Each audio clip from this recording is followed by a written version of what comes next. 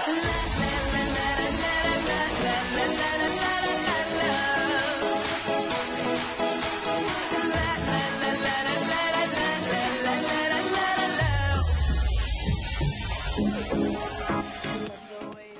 σας. Σήμερα πήγα το πρωί στην τράπεζα και πήρα 200 ευρώ.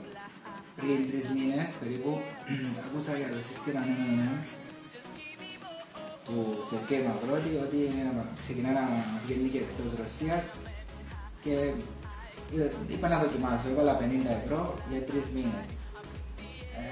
Είδα σιγά σιγά τα λεφτά να αυξάνονται. Σήμερα έκλεισα 3 μήνες, πήγα στην τράπεζα και πήρα 200 ευρώ. Εντάξει, στην αρχή ήμουν προβληματισμένος, αλλά βλέπω ότι δουλεύει το σύστημα και θα συνεχίσω να κερδίσω από ό,τι φαίνεται έχω παρά να χάσω. Τα λεφτά τώρα σήμερα, εντάξει, ξεκίνησα λίγα λεφτά, ζήτησα βοήθεια, έδωσα 50 ευρώ, σε 3 μήνες πήρα 200 ευρώ. Ευχαριστώ Σερκέη Μαυρότη που τώρα ξεκινήσες και στην Κύπρο.